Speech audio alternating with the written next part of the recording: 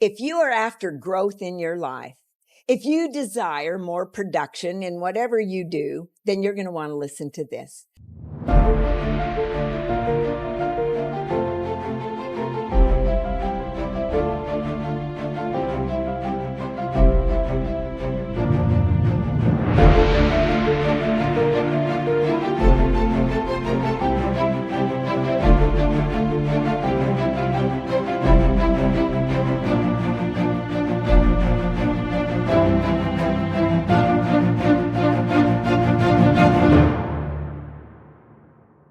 Because I have someone with me today, Dana, who is a great friend and has been a friend for many, many years, has a smile that will actually knock you over from a block away.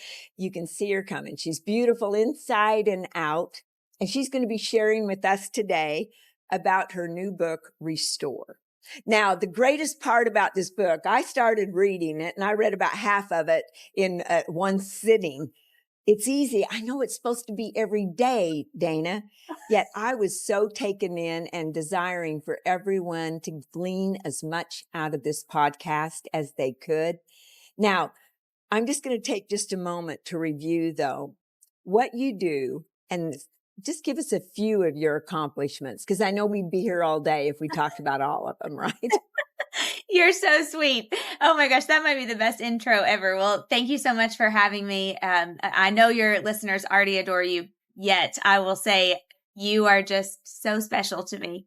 So thank you for being my friend and my mentor and all the things. I give so much credit to you and Linda, and I can think of so many times in my life, Dianna, over the last 10-ish, 11 years where I've been with you or with Linda or both of you all together. And I can remember the exact things that we talked about, the exact lessons that you all taught me. I'll never forget when you took me to lunch with John Addison. I mean, so many in Highlands, North Carolina, when we all got food poisoning and about croaked. But we've had so many experiences together. So thank you for having me. I'm just so honored to have you in my life and so blessed. What's interesting is you talk about a great experience, John Addison. I mean, come on, CEO of Primerica. Oh, He the was best. such Yeah. a great guy. And then I give you food poisoning. Now everybody's going to want to come to lunch with me. They're wondering, what kind of restaurant did that lady take you to? I don't think it was that. I don't know. All I know is we were there. We paid a bunch of money to see Dr. Henry Cloud, and we barely made it. But you know what is Linda said this one time, and it's so true. If we didn't already know it before, at that moment we knew that we could all be in a foxhole together. Like we were gonna get it, we were gonna have each other's backs, and we were gonna get in that room no matter if we were, puking the whole time or what. We were there. No, so to answer your question, I cannot believe it, but this is my 20th year in real estate. It's crazy. I was licensed in 2006. And started with a small independent brokerage. I did not graduate from college. I was attending the University of Kentucky. I was a sophomore. I got my real estate license. And long story short, I never went back to school. I used to be so embarrassed to tell people that, but I'm not anymore because it's just, everybody has their own story and that's part of mine. But got into real estate in 2006 as a top agent. I sold, as a mega agent for 10 years in central Kentucky, Lexington, and surrounding areas. I was with a small independent brokerage. Then I went to Remax. That I loved my time at Remax. And then I got the opportunity to join Keller Williams from my friend Stephanie, who invited me to an event. And really from there, the rest is history. I own a couple of Keller Williams franchises now in central Kentucky, Columbus, Ohio. I love my agents. I'm so passionate about helping agents and helping people. And I met my husband inside of the company and love Adam dearly and the life that we've built together. And then recently wrote a book and yeah, lots of fun things. Well, everybody wants to know, and you've probably answered this to so many people, why Restore? Why this type of book? Yeah, great question. So one of my things I've carried around for years. In fact, it's on my nightstand downstairs. I don't have it. Is John Maxwell, our dear friends, yours closer than me, but John's 365 daily reader. I've had it for I don't even know how long. I've read it year after year after year after year, and Yeah. the pages are ripped and all torn and all these things. But throughout my years, when I look back, a lot other than the Bible, a daily reader has been very impactful to me. I've read so many different daily readers, and I always knew at some point that I had a goal of wanting to write some sort of a daily reader. But Diana, it's interesting because a lot of times you find devotionals and they are either 100%, all about growing and strengthening your faith, which is great. And then John's was really the first one I ever came across that actually tied in some business slash the secular world. So my goal was always, okay, I want to have one that people can read that are in the business world that want to grow, but also has a foundation, under the belly of faith. And so I knew I wanted to, but I never knew when. And then in May of 2024, and I'm sure you've had a day like this, I woke up and honestly, I just was like, ugh. I mean, everybody was on my nerves and everybody needed questions answered and everybody had a problem. And it was just one of those days where I was like, why am I doing this? I mean, just one of those days. And I have learned that when that happens, I tend to need a little bit of a recharge or a break, to not burn out. And so I remember calling Heather, my assistant, and I just said, I'm not going to adult today. I need a, I need a break. I need to cancel everything today. Like I need to take a break, which really, I know you are a person of faith. I needed time with the Lord that day, and I knew that I needed it. And so I took a chair and a journal and some notebook and pen and went out to the beach. I love to be outside. I love to be at the beach, and I just started kind of praying. And I just was like, God, I'm so grateful for the businesses. I'm so grateful for my life, and I just feel like I need to be doing something more. And like an audible voice, Diana, I mean, I'll never forget it. I heard God say, it's time to write a book. It's time to write your book. And I remember sitting there thinking, okay, God, well, if you want me to write a book, because we like to challenge God, which is hilarious to even think. But I'm like, well, if you want me to write the book, then, just tell me what the title is today. And again, I mean, I was looking at a lighthouse on Sullivan's Island, sitting on the beach. There was nobody out there. It was like 9 o'clock in the morning. And I heard him say restore. And I was like, restore. That's not really a word that I use that much. And so I started, I probably learned this from you. I started looking up everything I could about restore, all the research. I'm like, what does the dictionary say? What is the biblical term of restore? And it's actually different than what people think. They think it's to bring back something that it was, but restore biblically is actually to not only bring it back, but to make it 10 times greater than it ever was before. And I sat there as soon as I read that, and I thought, that's what God has done for me every single time I've needed him to in my life. And I just knew at that minute I was going to be obedient. I was going to write the book and I was going to focus on intentionality, because intentional living has changed my life, and the rest is history.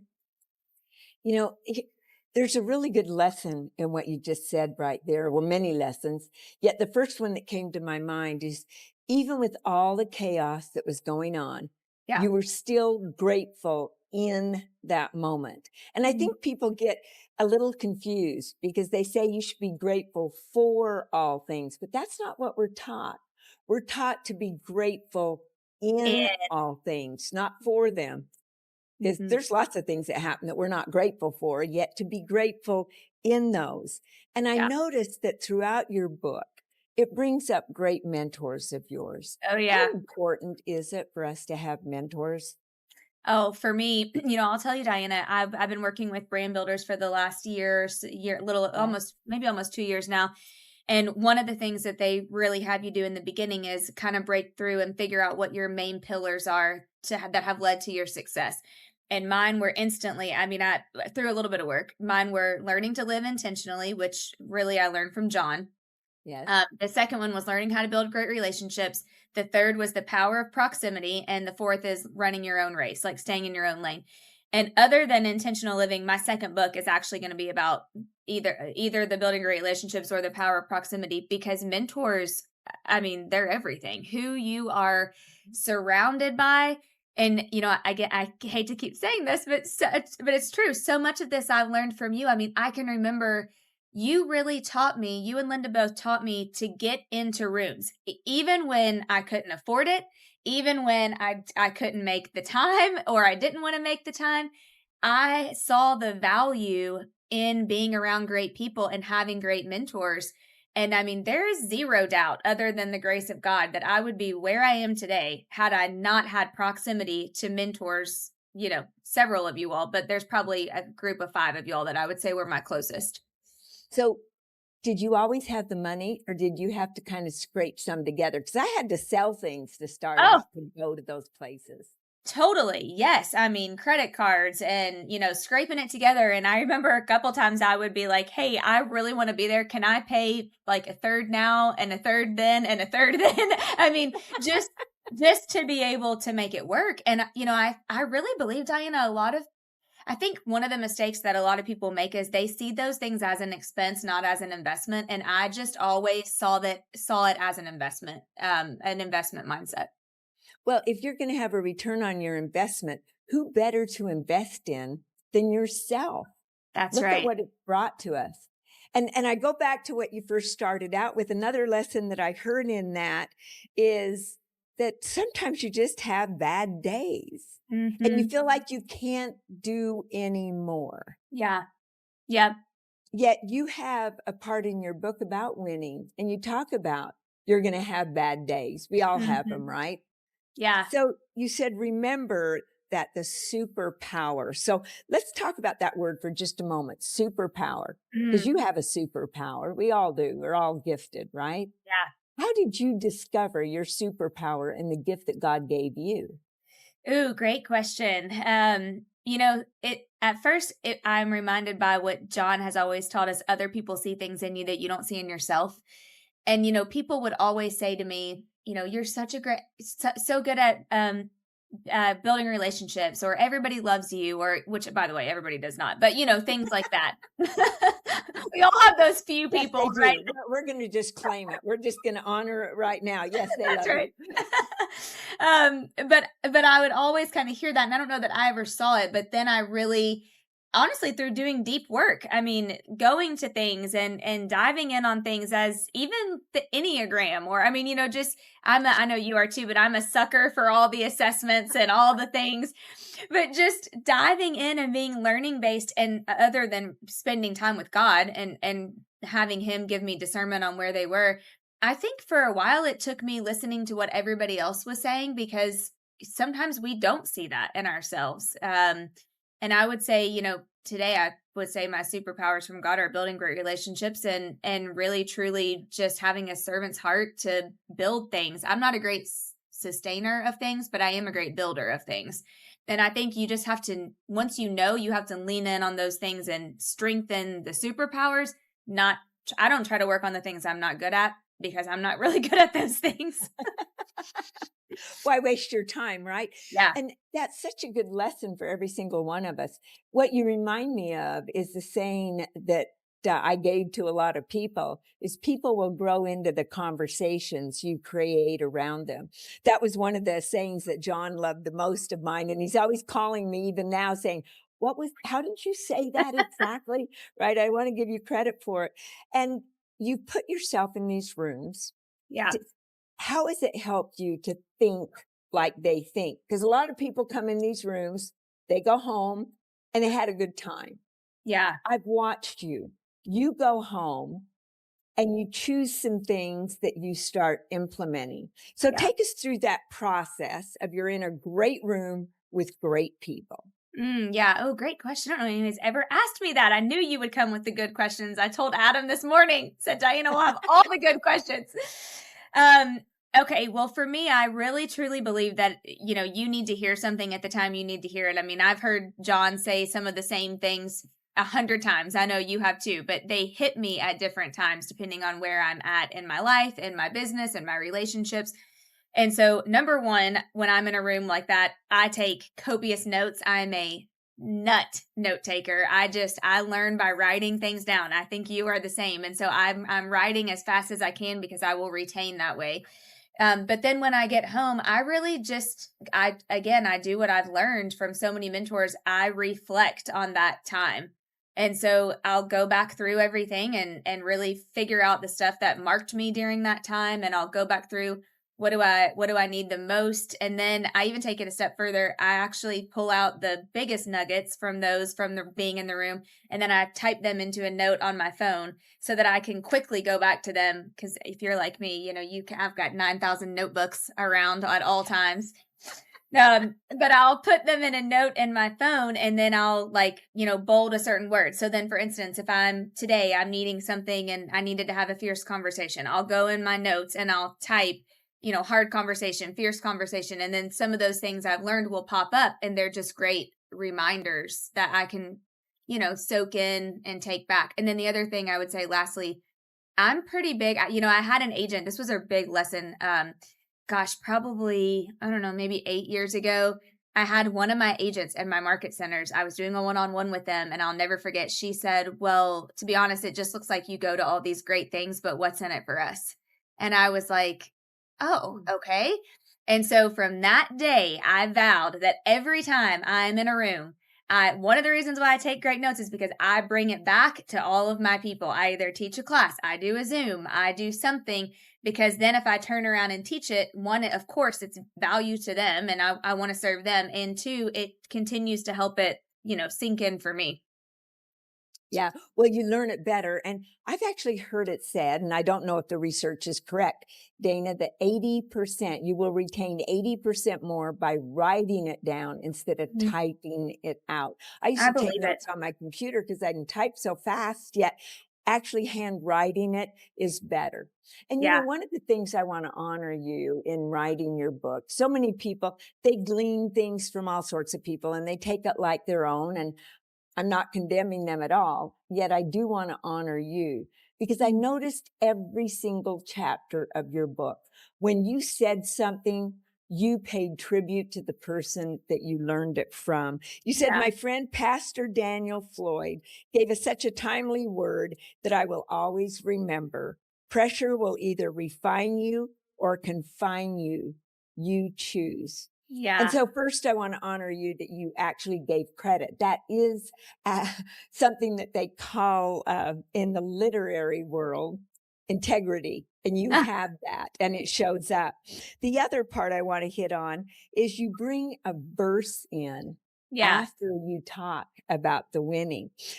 So I want to know because there's so many verses in the Bible that we study. Oh, Even this morning, I was studying Romans, just one verse, and I found 6 other verses that were saying the same thing in a different way from different times. yep. How did you choose the verse for each and every chapter?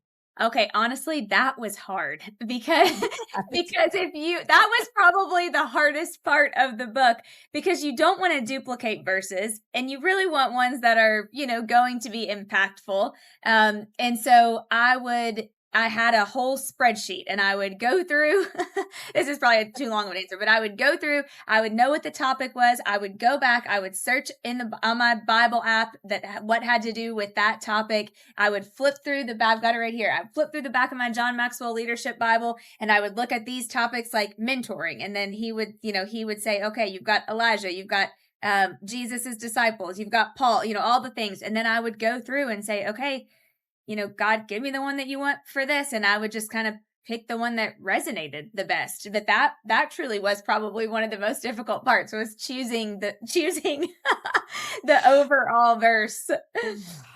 I was impressed and I am impressed. And when I had some time on my hands there for a while, I was traveling with John and his team. And at the same time, when I'd come home, I Mhm. took that leadership Bible and I literally typed out every single one of those scriptures. So I have Wow. boxes of 5 by 7 cards in categories. Oh my Literally, I have gosh. 4 great big boxes about this long and that have all those cards all in them. And so many people see them and go, "I want that." And I go, "Oh, you don't want to go through what I went through to get them." So, yet That's I probably looked at true. these scriptures and I went, "You did such a great job. You didn't repeat any of them. Oh, You didn't thanks. even repeat a lot of the ones that were the same or said the same thing. So, guys, literally, you got to get this book. I'm telling you, go to Amazon and order the book. And don't just order it, read it, right? Yeah. Well, and So, Diana, I just got in the mail, but my publisher helped me do a full study guide for yes. it too. And I hadn't even seen it. Like I got mine from Amazon. And it's so good. I mean, Adam started it this morning downstairs and I'm like, now I'm kind of excited. I mean, I wrote it, but I'm actually getting ready to go back through the study guide with the book because it just goes deeper. And I Yes. know for people who your listeners are probably just as learning based as you and I both are. And, sometimes it's nice to go that extra layer and ask yourself more questions. Well, our brain loves questions, and we Yeah. don't ask ourselves enough questions. Mm-hmm. Because when we ask questions, that gives us time to reflect. And a Yeah. lot of times people read the Bible and they study it by just reading it and saying, what does this word mean? And they go to other scriptures. Yet when you have a study guide, it definitely helps to spur your brain on to thinking differently. When I wrote my book, 3 other people did study guides. And they thought they were calling me going, which study guide do I get? I'd go, I don't know. I didn't write any of them. It was funny. Well, Okay. I do want to say one thing really fast because I would be remiss to not say on day 59, I talk about you in the book.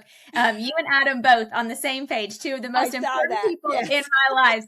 Because you really, Diana, you are the one who taught me how to ask great questions and how to come prepared with questions. And, now it's hard to not be judgmental when I go in those rooms and I see people come with no questions. I just want to be like, did no one ever mentor you to teach you to ask questions? But that is one of the greatest lessons that you've given me so many that you have ever given me is coming prepared and having questions. And I would see you show up to these rooms with not like 2 or 3 questions, like 50 questions or 100 questions. And it just shows the preparation, which to me is so honoring of the people that are there. And also, why not? Like, I think I heard you say one time, if you get the shot to get in front of them, why not ask them the things that you want to ask them? Yeah. How can you get out of the people pile? Like That's John right. says, right? How do you stand out? The other part that, first of all, I was very honored when I read that I was with your husband in that same category because I know you love him. So I turned to Tony and I said, look, she actually talked about me and her husband in the same sentence. That means she loves me too. So there you go. Yes. And, the questions are important. In fact, Yeah. I literally, when John Maxwell was my coach, this was back in the day when he only had 13 of us in his inner circle, right? And his first event I went to, Dana, was at his house. Oh, We ate dinner in his backyard. It was not big. And so to know him that long, and he said, okay, if I'm going to coach you, you have to bring questions. And so I typed out all the questions. mm, And he said, okay, did you bring your questions with you? I want to see them. I'll pick out the ones I want to answer. And so I handed them to him, and there were over 200 questions. And he said, my Lord, girl. I said, questions? I thought you were going to bring 5 or 6. We only have an hour together. I'll never get to these. I said, well, then I guess I got to become your real good friend so we can get through all of this, right? Let's get back to your book. This is about you. And you say, pause for 3 full seconds before you respond. This mm. was in the negotiating Oh, chapter. yeah.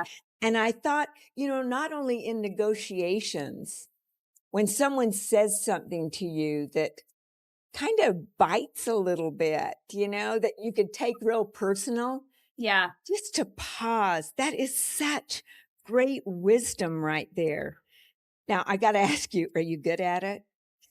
Do you do Not it all the time? Please tell me that you're human. Come uh, on. well, I was just about to say, I used to think that I used to have this, I don't know, limiting belief that sometimes silence would mean the other person would think that I didn't know what to say or I didn't have the comeback or I didn't have the right, response. And then when I really learned this, I thought, you know what? No, I mean, pausing and silence is good. Like, we always say, let silence do the heavy lifting. And sometimes Yes. that's a powerful thing to do. It's not you don't know everything to say, or you don't have the right words. It's like okay, I'm just going to take a pause and take a minute and then really think about my response. For me, I'm usually like, Lord, help me in those 3 seconds.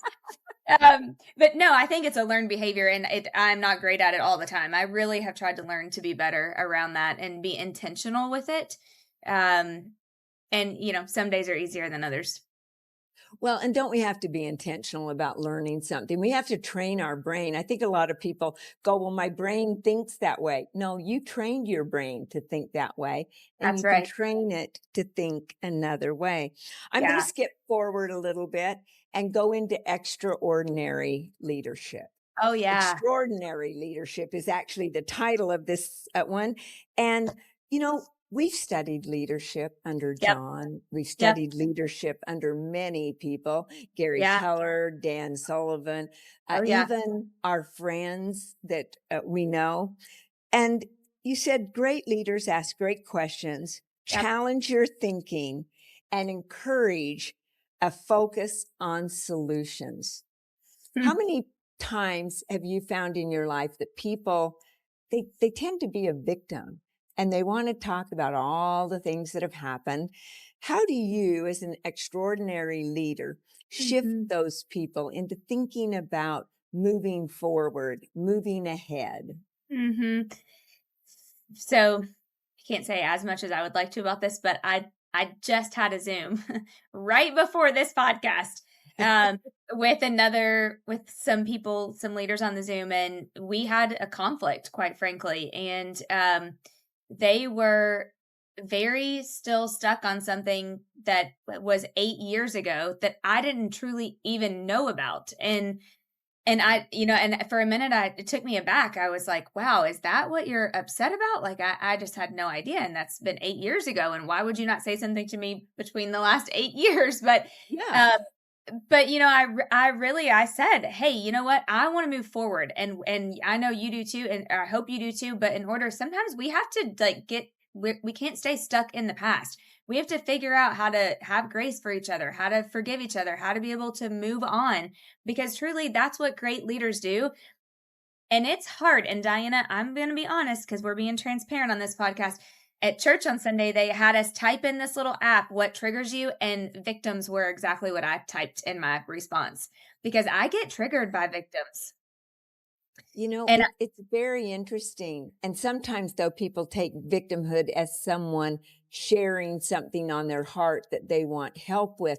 So we have to discern that. And I know one of your things in here is discernment. yeah, So, what do you do to help discern whether they're just wanting to ask for help and they don't know yeah. exactly how, or they're being a victim? I really try to ask questions. I mean, I think that's the only way to do it, and even on the Zoom, the more questions that we asked, I could kinda see it coming through, and I think I think that I don't know, I may not have it right, Diana, but I think that's the only way that you can really figure that out and discern is just by asking questions, because people, once they start talking, they'll continue down one path or the other. And so either the truth kind of comes out or it doesn't, and they kind of start to unravel a little bit. And I think you can tell, that gives you the discernment almost to be able to move forward to tell. But I do think it saddens me, because I do see so many leaders that if they shifted out of the victim mindset, man, could they have so much more success. Like, that scarcity Wow. and that victim mindset, they could have so much more success, but it caps them. It's their ceiling. Well, and coming out with the assessment on mindset, I had one gentleman, he did the assessment and he called me and he said, "Oh my goodness, now I understand why these people trigger me." Now, his trigger were people that bragged on themselves, that had Oh, ego, that were hubris, right?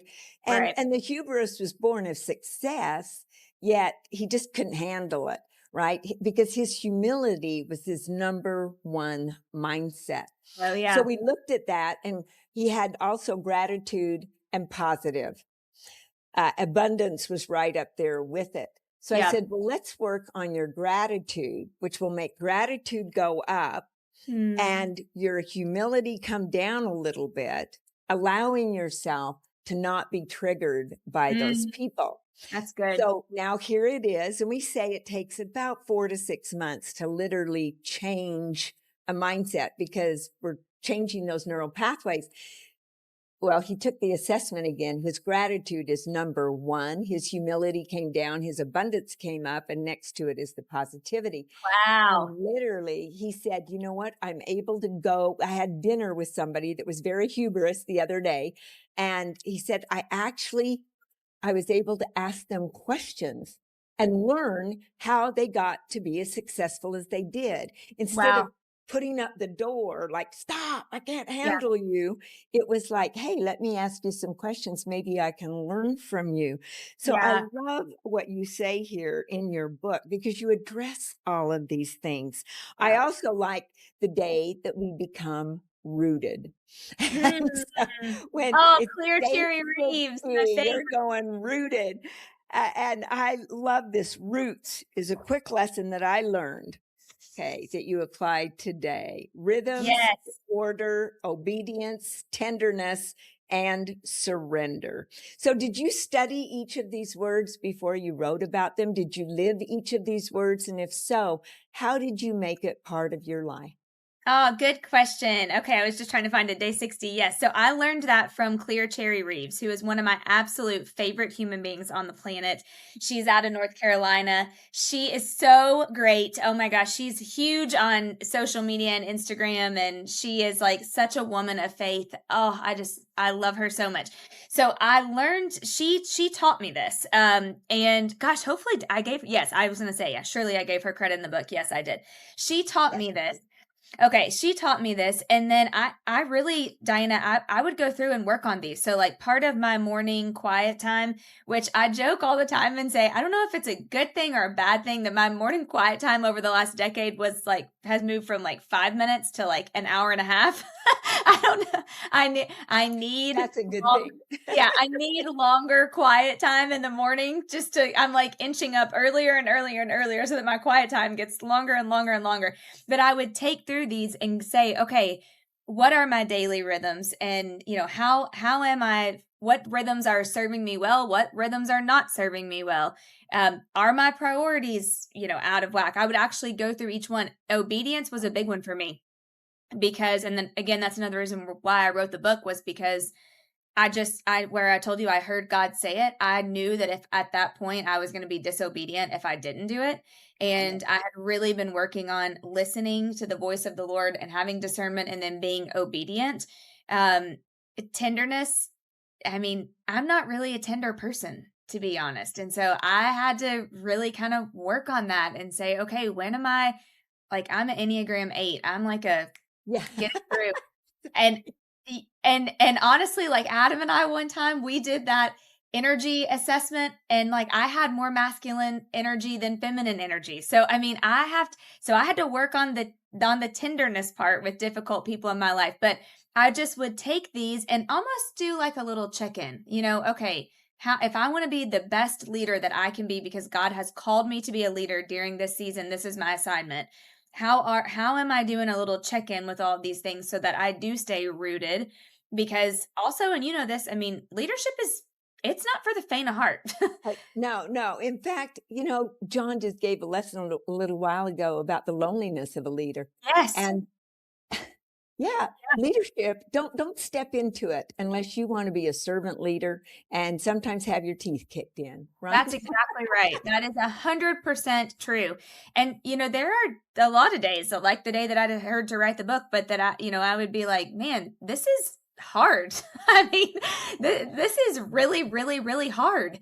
And so I think the reason why I wanted to make sure I put the rooted in the book is because it did help me a lot to just say, okay, I'm going to do check-ins with these little things to make sure that I'm still staying rooted because I do know that I am a good leader and I do know I'm called to be a leader. So even on the hard days, I've got to have these check-ins or I might just, throw in the towel one day. I think as leaders, we all get to that point. There's days that you just go, really? I mean, I would look in the mirror some days and go, really? Everything rises and falls on leadership?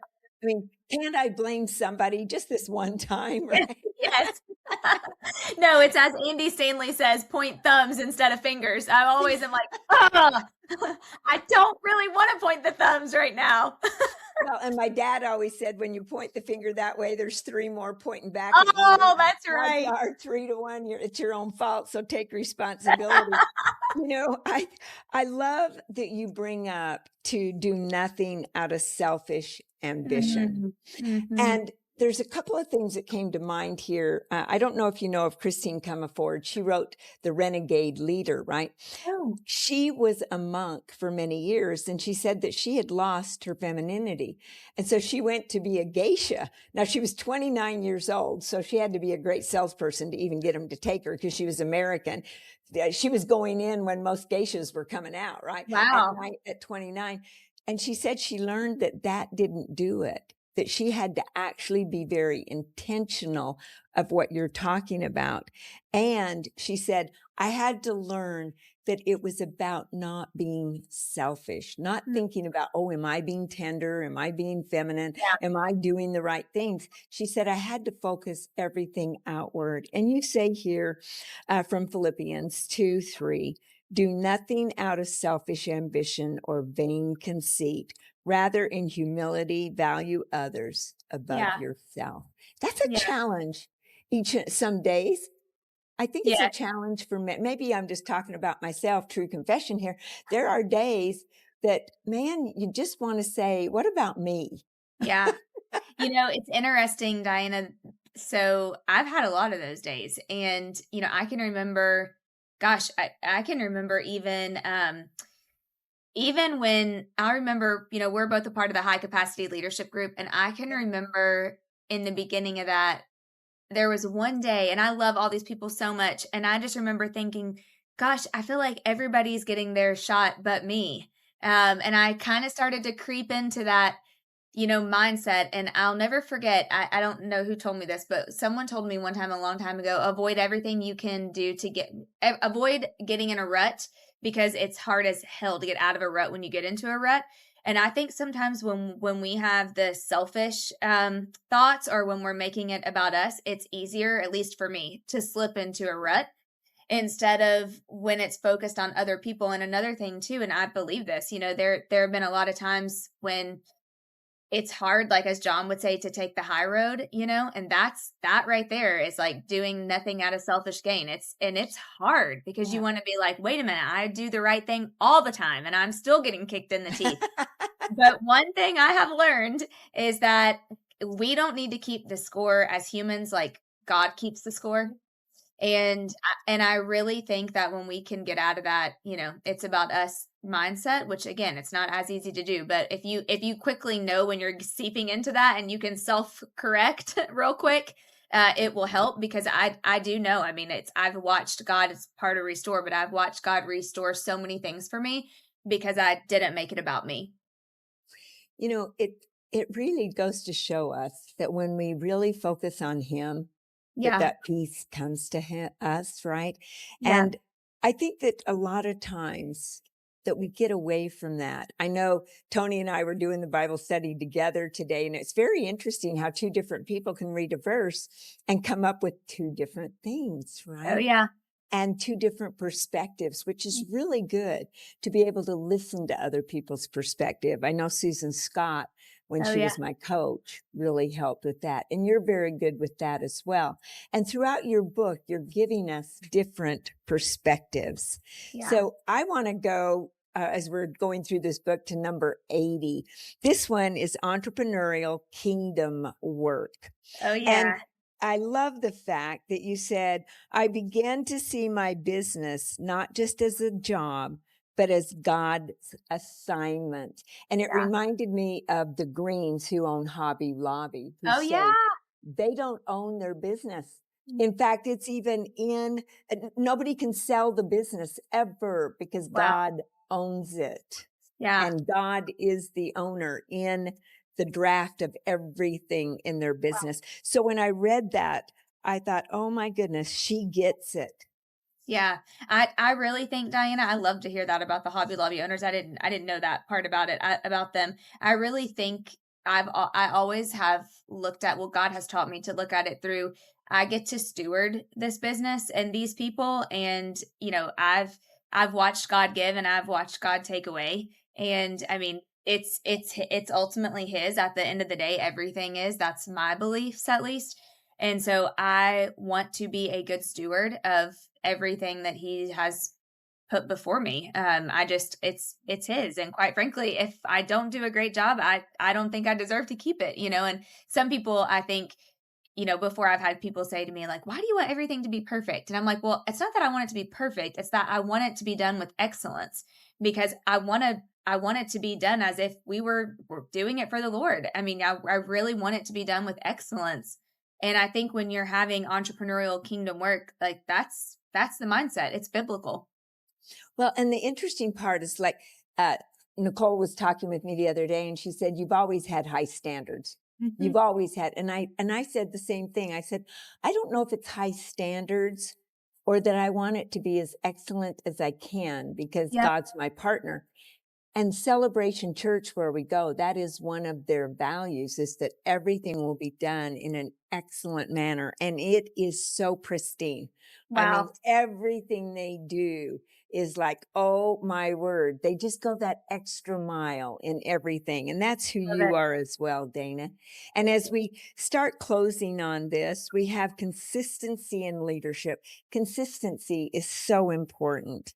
So let's be honest. We know in real estate, if you're consistent, you're successful.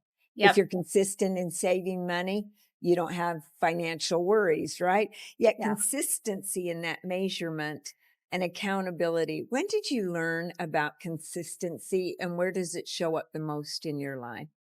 Yeah, I wish I would have learned it a lot earlier than I did. I don't really think I truly learned the value of consistency and consistency compounding until probably my mid 30s, early 30s to mid 30s.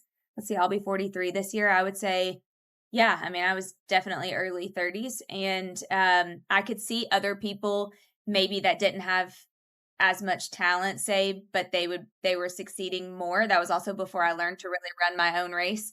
But the reason why they were succeeding more is because they were more consistent than I was. And I think when I really learned that and saw the value in it, it just made me think, okay, oh, and what do they say? Consistency beats ability every single time, every single day of the week.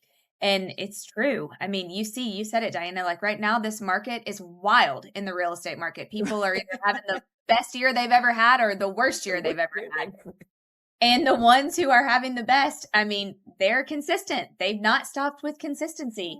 So I mean, it shows up in everything for me. I am consistent in everything that I do. I'm probably sick, honestly, a little much about it because I want to be so consistent with things because I just don't want to lose momentum. When you've got great momentum, you want to hold on to it. And a lot of that comes from consistency. Well, and the momentum, once it gets going, it's like a ball going down the hill. I mean, it's going to keep going until it reminds me of the physics. In physics, it says something will stay in motion That's until right. something of equal or opposite force goes against it, right? Yes, We're the force. We can that's either right. keep it going or hold it up. And as we move towards the end, I loved where you said about how to be real, not weird. Okay, that's a real statement, right? So being real, not fake. So many people, it's like they're standing behind that bikini babe or the muscle man on the beach, Yes. where you put your head in. Susan Scott wrote about that in Fierce Conversations. And I see people and it's like, come out from behind yourself. Let's be real. And this Hmm. conversation has been real. So tell us, what are some of the things that you want us to absolutely learn from your book and put into our life? Oh man. I well, and first of all, I will say one of my values is authenticity. So that's another reason why I put the real, not weird in there, because I like to be around authentic people who, are comfortable being real. And sometimes now that's hard to come by. I really want listener or readers to take away from the book just how to be more intentional. And the reason why I did want to make sure I gave everyone credit, Diana, in the book for all the things I've learned is because I wouldn't be where I am today if I wouldn't have learned all those things. And I know not everyone has access to all the rooms that, you've had me in and Linda's had me in and all of the things, right? And so I wanted to be able to share some of those best lessons with people to say, okay, if you haven't been in these rooms, you can still read these pages and you can learn how to live intentionally and your life can be restored too. Because when we aren't restored or living a restored life, we're drifting. And you and I both know that no one ever drifts to a destination that they've desired, right? And so I drifted for so many years. And my goal is that people start living with more intentionality and they stop drifting. Because you can be semi-successful and still be drifting. And I love that you left us with that. I think we've both been very, very blessed for the people that we know, the people we've been able to meet and become great friends with and build Oh yeah. those relationships. I know you and Linda have a great podcast. Linda's a great friend of mine as well. Great lady, great human being, and a Yes. great leader. Now, I'm going to challenge everyone to buy this book. More importantly, I'm going to challenge you to read the chapter I love the best. And I've heard John Maxwell give this lesson in 8 different countries. Oh, 9 US. I forgot to add our own. It's called The 4 Pictures of God. Oh yeah. It's day 89. And of course, it's towards the end of the book. And you know what? We've learned that you start with the end in mind. So I'm Mm. going to challenge you to buy the book, go to the number 89, read about the 4 pictures of God. Now, I've been messing you up here, Dana, instead of having them start with day 1. That's Yeah, okay. I thought just start with page 89, read about the 4 pictures of God, and then don't go to 90. Don't go to Go back to 90. one. Go back to 1 and start over because I think you'll have a Mhm. different perspective. Oh, here's a good idea. Buy the book, one for you and one for your friend. Yes. Then get together and go through it day by day. You can start with day 1 if you desire. When you get to 90, go back again after you've read the 4 pictures of God, read it a second time and see if your eyes are not open just a little bit more. I love Dana, I just want to thank you so much for that. being with us today. Restore is a great book, and I love that you put intentional living in there. Uh, Intentionality is the only way we're ever going to get ahead and change our life. Thank you. Is there any last word you want to give to our reader or our readers? no, Listen, I I want them don't. to read the book, our listeners.